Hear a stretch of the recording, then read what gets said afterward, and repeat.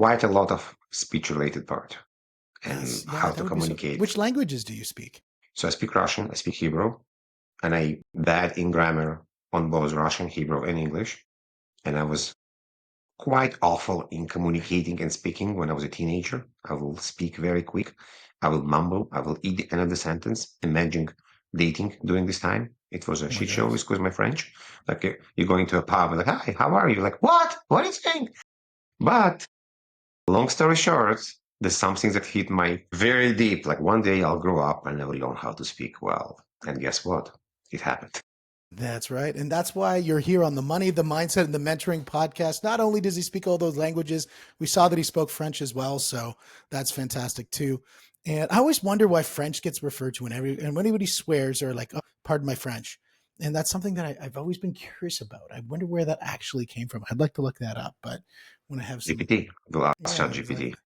Yeah, that's right. When in doubt, ask ChatGPT. Well, that's the thing right now is we look at the environment that we live in is there is so much technology that's moving at such a high pace and people have to learn to adapt to this. And one of the things that when we look at your book, the architecting success, and we start talking about sales and technical sales in that specific. So, if you're in tech support, if you're somebody who's in client service or even technical sales support, this is the podcast for you because we're going to really dive into what's something that really fits into your wheelhouse because let's face it, there's so many sales training programs out there. You've got Grant Cardone, you've got spin selling, you've got Zig Ziglar. There's just a litany of them, but not something specialized just for people in tech support, just for people in technical sales support, because there's a specific nuanced issue that occurs when you're in that capacity.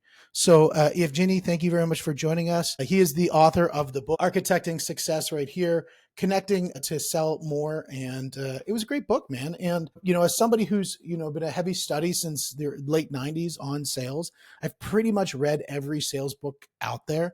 And for anybody who's got a sales book, you want me to review it, I'll check it out. And it'd be wonderful to really dive into this because I think there's a convergence that's happening. We have sales, we have marketing, and we have IT, and they're no longer these independent silos.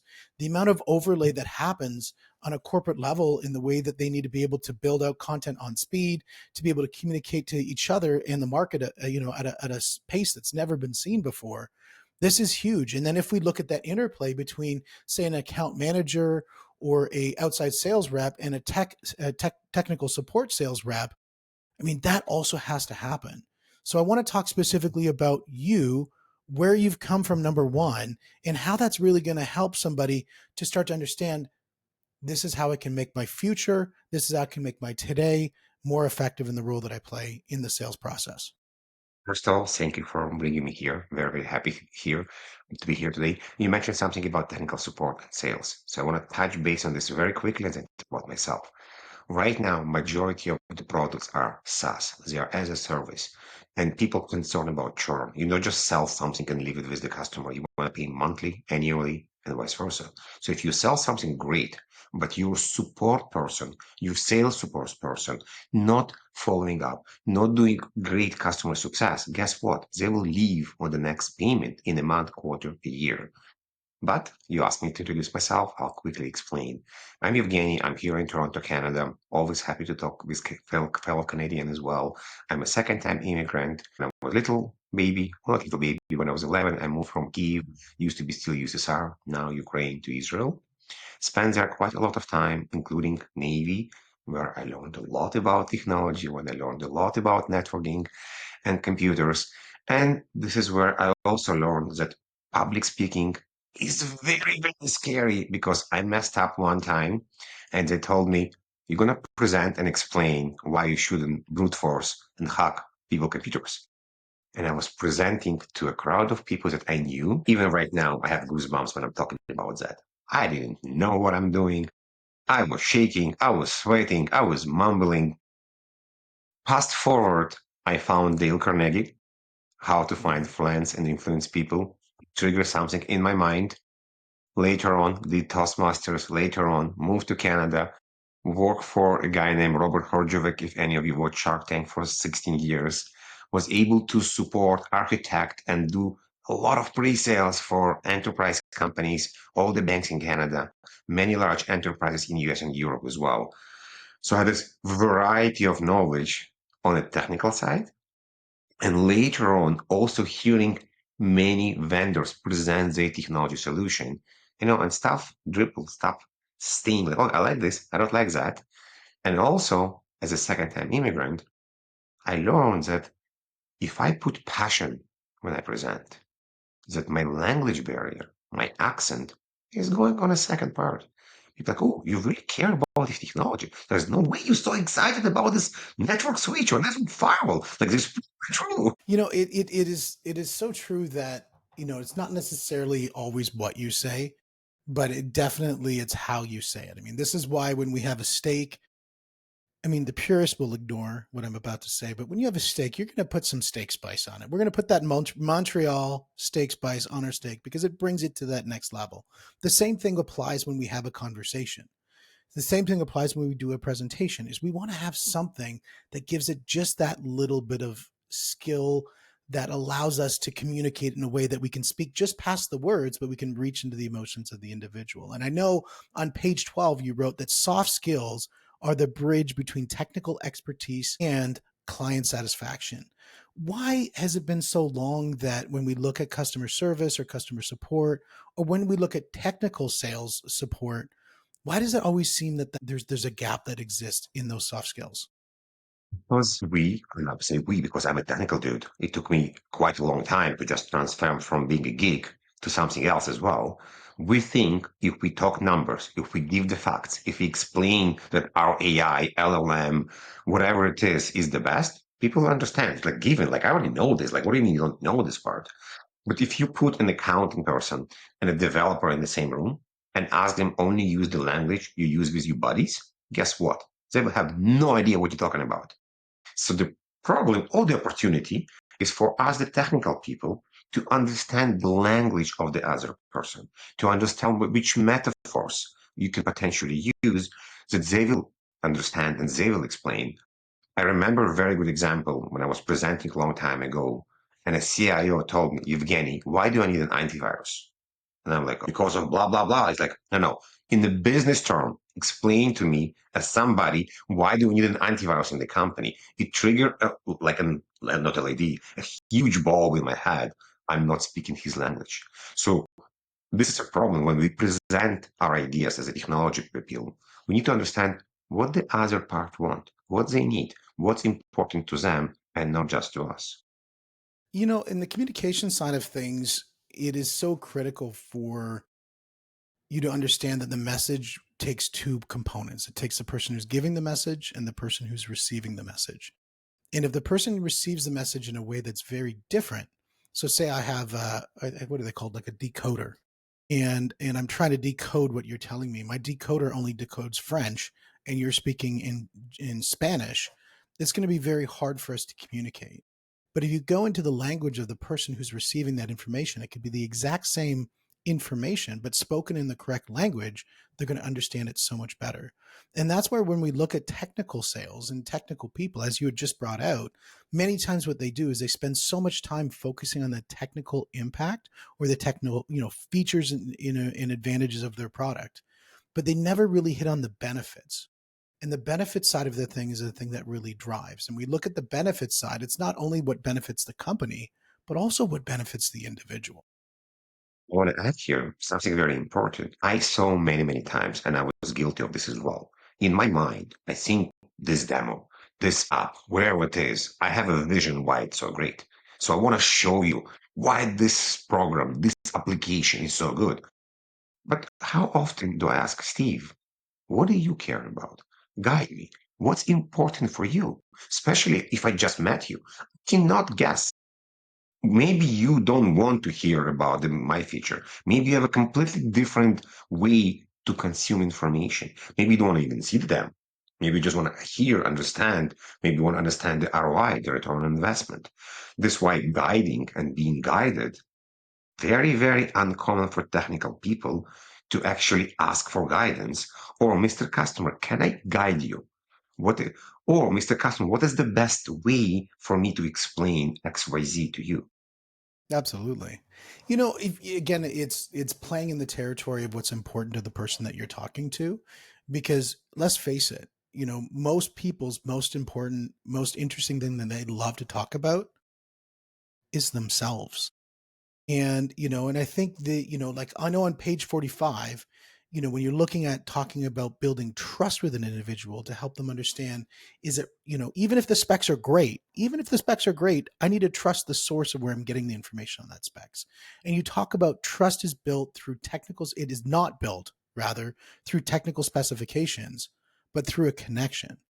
And really, what your book is, the message around your book is the art of the soft skills as a connective tool to be able to translate that hardscape of the technical knowledge into the softscape of making a decision. Go a bit deeper there. You and me know, and I hope our audience as well, you can come to a party, you can come to a meetup, and you're going to be people you instantly want to talk to them. And you're going to be people that you're not really connecting with them. This could be a variety of reasons. But let's say you just heard this particular person, boy and a girl, they play golf, they watch soccer, they like podcasting. Like, oh my God, I like podcasting as well. You automatically going to talk about podcasting. You're going automatically going to go and kind of levitate to the people that have similar Mhm. kind of hobbies. I was interviewing a friend that actually I didn't know he's autistic. And it was a very interesting conversation because for me it was completely different word. And he told me, Evgeny, I don't like the small talk. I don't understand small talk. But then we spoke with like Brian, you and me talking for the last 3 years, every month. We talk about BI, we talk about databases, we talk about interesting tech. He's like, yes, but it's all small talk. He's like, yes. So you don't like small talk, that it's not part of what your hobbies. We all have a hobby, could be sailing, could be knitting, but you just, if you find this part and if you have wide enough knowledge about what's happening in the world, you can pick up the conversation. You know, it's so interesting. I love what you said about the autistic. They don't like small talk, and you're like, no, they do. They just like big talk in their brain, but it actually is small talk in the way that it's communicated with somebody who just likes talking about big ideas. And so it's a very interesting way on the way that we can label things in our head. And taxonomy, I think, is really important. How we label things. I think if we can start to label things and how we can connect with things. I mean, seen taxonomy stuff is used very poorly, but if you use it in the way of a constructive way to be able to create building blocks for communication, I think that's really important. Now, that's on the structure side of things. But another thing, I know you were on the Hacker Value Studio podcast where you talked about vulnerability as a strength in building connections, because this is the when you talk about that individual, that's about talking about his big things. And he's like, no, I can focus on that. But the biggest challenge with a lot of people in tech is to really open up and show that vulnerability, especially in high pressure situations. I think vulnerability is one of those fundamental and probably one of the most important soft skills after curiosity, because you need to be curious to actually do something first. Why? Because if you're not vulnerable enough to open up, and don't forget, soft skills sound soft, but they're actually not so fluffy. You have to do something to actually get there. So if you okay and you okay to push yourself to be vulnerable, to ask the right question, to potentially you'll be slapped on your hands if you asking this right question, that new things may open up for you. As a salespeople, one of the important parts, I think so, is the ability to close business. If you're an amazing conversation, you're doing a great presentations, demos, but you never ask for the PO, you never ask for if you're going to buy this. And what's the point of all this? We do need to close the business. And this part of actually asking the customer, Mr. Customer, is there a budget for whatever we're doing?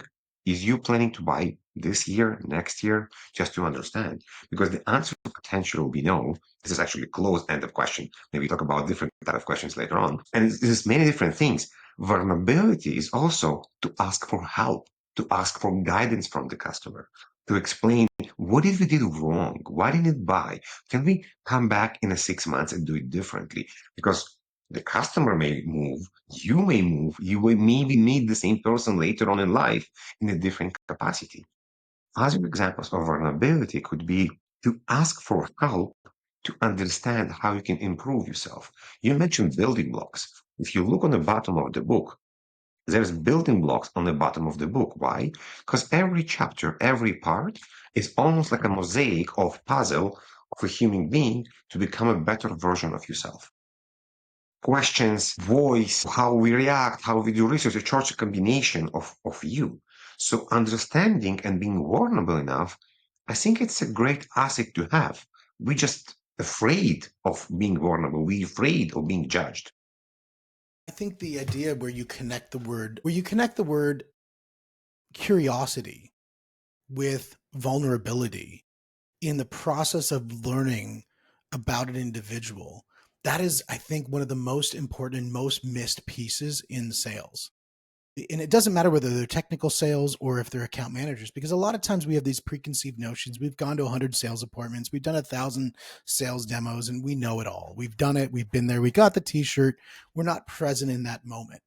And you have the You t-shirt, so don't you have saw this some. t-shirt yet. I need to Yeah. send you So one. Yeah. so the idea is most salespeople have the biggest problem with two things. Number one is, first of all, is that authentic curiosity when they're sitting with somebody.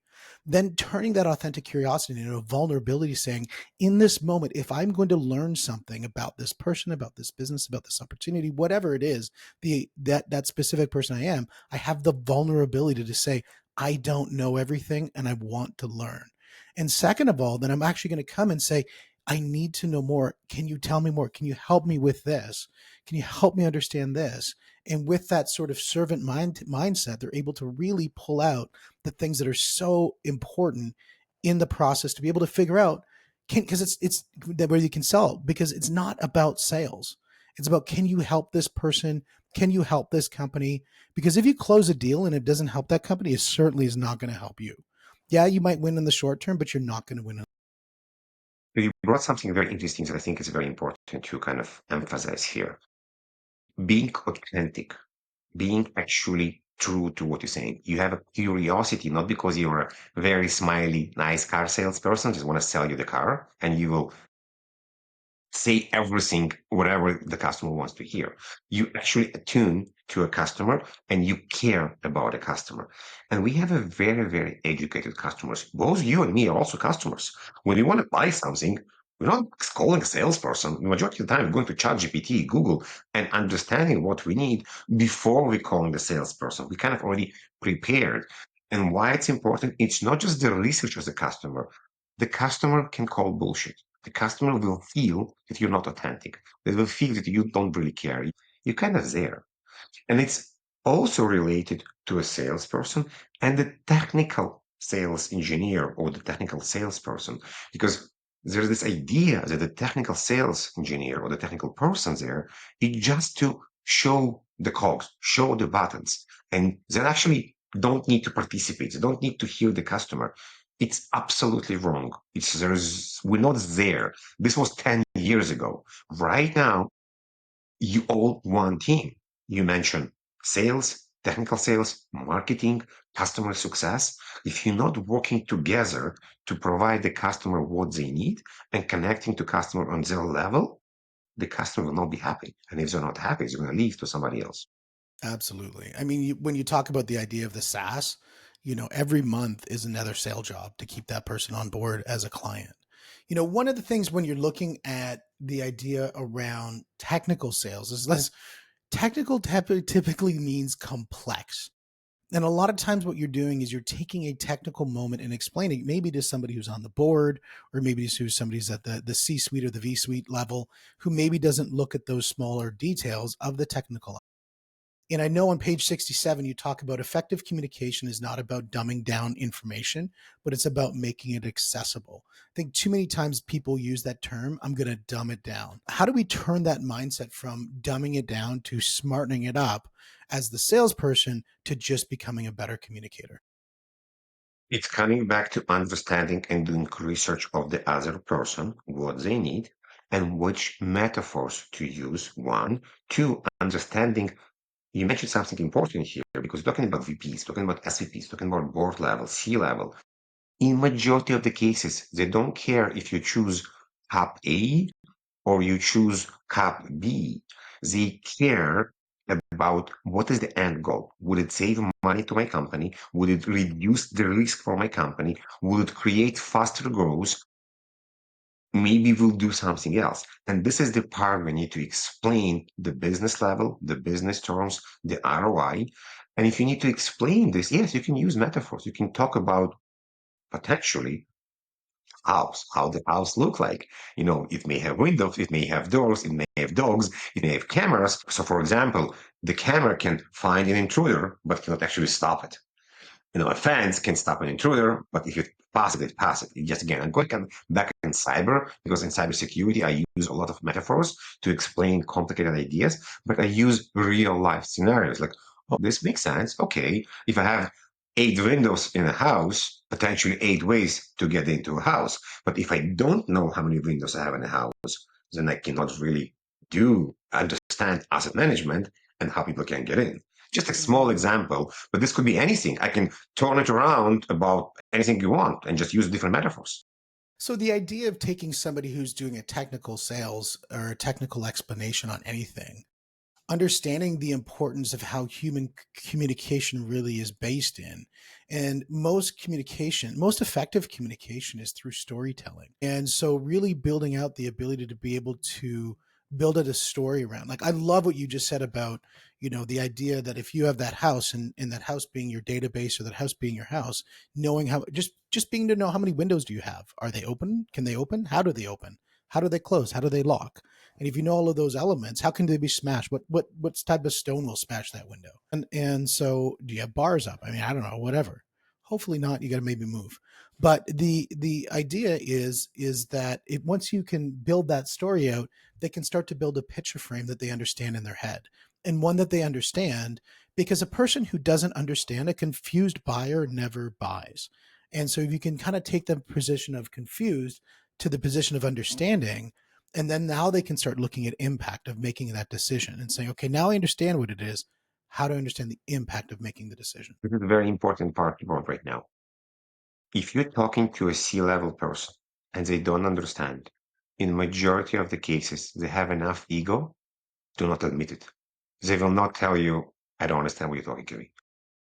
They may ask once, maybe explain to me again.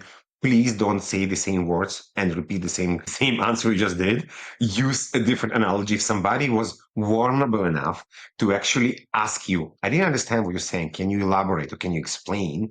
You have to choose a different story. You have to choose a different metaphor. But in majority of the cases, they may not be so gracious to give you another chance. Put your ducks in a row, learn it before, do discovery, understand who they are, ask people that work with them, go on freaking LinkedIn, see what they do, if they posting or not posting online.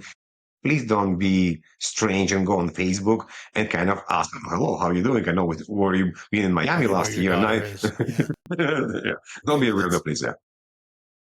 Well, and that's hard sometimes for somebody who's a data driven individual, is to understand that some of those things that numerically it sounds like it makes sense, socially it's an awkward thing to do.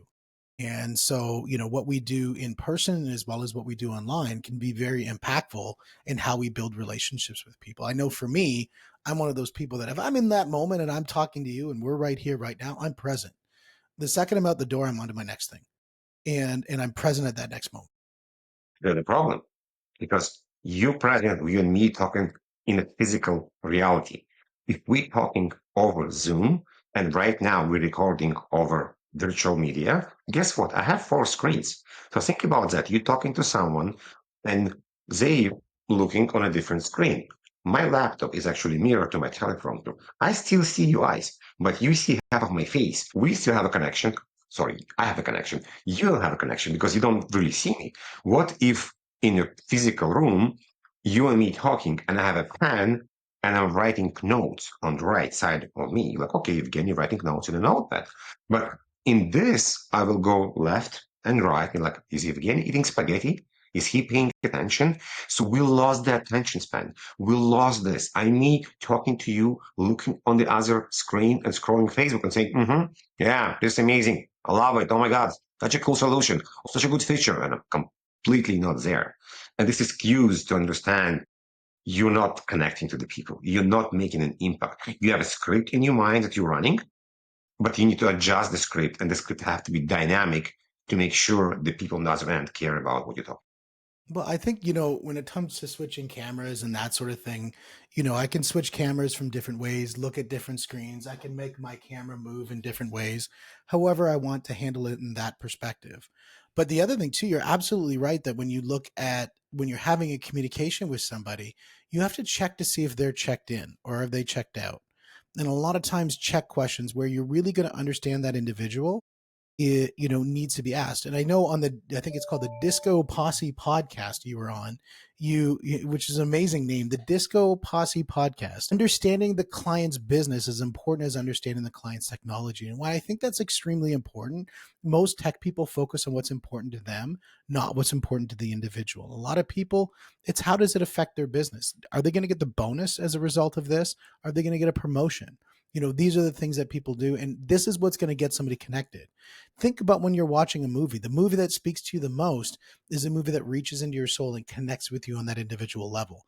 Unless you're just looking to check out, and then maybe that's why you watch, This Is Cake or something, which is fantastic actually. Now, one common mistake professionals make is they focus too much on problems and not enough in the client's experience. I mean, we're all in it to solve problems, but we're not necessarily, a lot of people don't focus on, well, what's the experience, the journey that somebody did in working with you?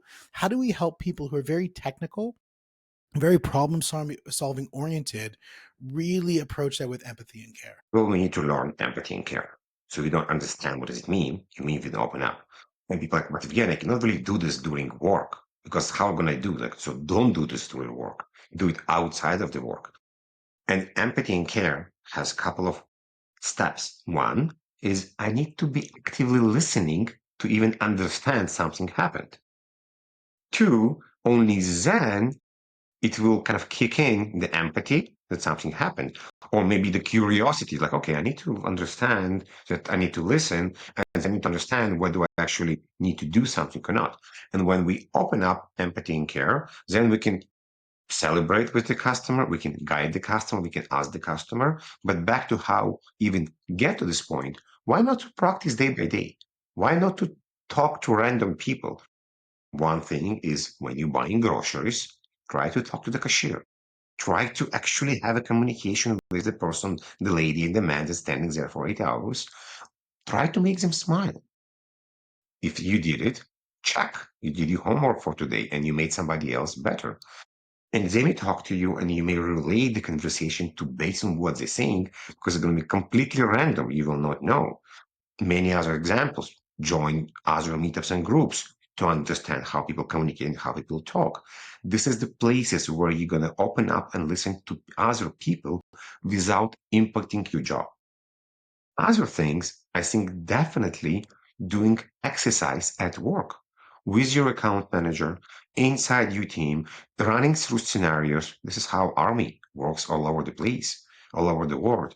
There's many other, we have in cybersecurity, we have something called disaster recovery, not just in cybersecurity. When we simulate a problem and we want to understand we can do. In a day by day, we have fire drills. We want to make sure people in the office, in the house, know what to do. Why? Because we're simulating stuff. Nothing's stopping you to do it with your buddies, to do it at work, to see how you listen and when and how you interact with other people. Yeah, absolutely. And there's a lot to package that. And the first thing is, I think you set aside a really important exercise for anybody who is in customer service, in customer support, who is in technical sales support roles. Is number one is recognize that doesn't matter where you go, if you're at the grocery store, at the gas station, if you're at a family reunion, you are always in a mode where you are selling or buying something. And if you're in that situation, Grant Cardone wrote a great book called Sell or Be Sold, and it does a great job of summarizing that. And I think for you, what you really did is you honed in for them. This is an exercise they can practice on a daily basis in every interaction that they have. You go to the grocery store, just find out about the person who's next to you buying that mango and see if you could just get them to smile or tell a joke or something like that, that they just kind of make somebody's day better. Sell them happiness. Because I can tell you, I was at Collision. I don't know if you went to Collision in Toronto. I was at Collision and I was at a booth with a guy who I knew the company owner, and they had their developer who was sitting at the booth who was doing a lot of the explanations, and he was rather upset in the role that he was doing. He's like, I'm not good at sales. I'm like, dude, yes, you are. He goes, no, I'm not. I'm not good at sales. I'm like, you're trying to be good at sales, but I think you are good at sales. They're like, no, I'm not good at sales. I said, here's why you're good at sales. You're selling me on the fact that you're not good at sales. And I bet you sold everybody here that you're not good at sales. Why don't you just change the product to being good at sales? Use the same amount of determination that you have, use the same amount of conviction that you had around telling you that you're terrible at sales, and just switch the product to I'm good at sales. Guess what? You're going to use the same technique and you're going to come up with the same outcome that you're actually going to sell somebody on what you believe in. So when we look at the book and we look at somebody who wants to dive deeper into the book, what is some of the things that they can do if you're going to direct them to 2 or 3 moments within this book that they can use and say that right now I can grab this book and I can walk away with 1 or 2 things that they can grab out of here? What would those be? What would be the big finale on the book? Well, things. One is work with your fear. Fear is not bad. Fear is good. And you can translate fear to excitement, because fear is we don't know the outcome. Excitement, we know the outcome. Definitely a bigger topic, definitely maybe another different show, but definitely think about that we can translate fear to excitement. Two, your voice matter. We're talking all the time right now. Do yourself a favor. Go analyze your voice. The same as you have a sore back or pain in your tooth, you're going to a doctor. Go and talk to people. Talk to people that are doing voice development to see if there's a way to improve your voice. I did it. Help me. Help many other people as well.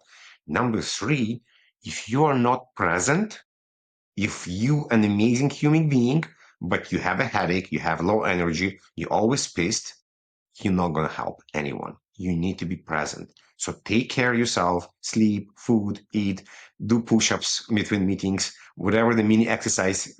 It's actually a chapter about that, but help yourself to be able to help others. I think that's so critically important. I think a lot of times people don't look at the things that happen outside of their sales environment and how important it is and how those feed in. I know for me, when I get up in the morning, I go to the gym first thing. I make sure that I'm eating the right foods. I make sure that I'm hanging around with the right people because all of those inputs are really the fuel for my success for the day. And if I don't have the right inputs, the outputs go bad. The second thing is having those right internal understandings, the processing tools of those inputs, so that when we're ready to communicate with somebody, we have that right processing tool. Like, as you said, understand that the way that we relate to our environment, specifically to say, for example, fear, is understand that on the other side of fear is courage. On the other side of fear is learning. On the other side of fear can be success. There is no book that was ever written about any hero where they didn't go through a moment of fear, because fear Yes. is that sort of interpretation of saying, I'm going to something that I don't understand and I'm going to try to figure it out. And on that other side, you get growth. And so I think for most people who are in the technical environment, who are really dialed into the idea that they want to grow, because there's a lot of people who realize exactly what you're saying is that if you're in technical sales or if you're in customer support and you're in a SaaS, you are not on the bottom rung of the ladder. You are on the top of the rung of the ladder because you are the person who are helping the glue. You're helping the client stay sticky with your organization, because the way that you communicate with your client, the way you communicate with the person who is supporting your business is so integral to the success of the business. So if you are in anything that is a technical sales environment, go out, grab this book. It's a great read. It's a nice short read. So for you guys in the technical space, this will be an easy read for you. For some of us who are maybe not in the technical space, it's definitely a good length. And so I really do appreciate you, Evgeny, for joining us on the show. I want to let people know that, this book, Architecting Success, The Art of Soft Skills in Technical Sales, is available on Amazon. So guys, just jump on that. I got it delivered to me in like 2 days. But also the other thing too is they need to check out your podcast. You got the Security Architecture podcast and the Cyber Inspiration podcast. So those are 2 other spots to go. As an avid promoter of podcasting, I do believe that there's a great way that you can get to learn a little bit more about somebody. So check out those 2 spots. Evgeny, it's been an absolute pleasure having you on the show. And guys, go check them out. And thank you very much. I love talking salesmen, and I've really enjoyed this conversation. Awesome. And guys, this is the money, this is the mindset, this is the mentoring podcast. We'll see you on the next one.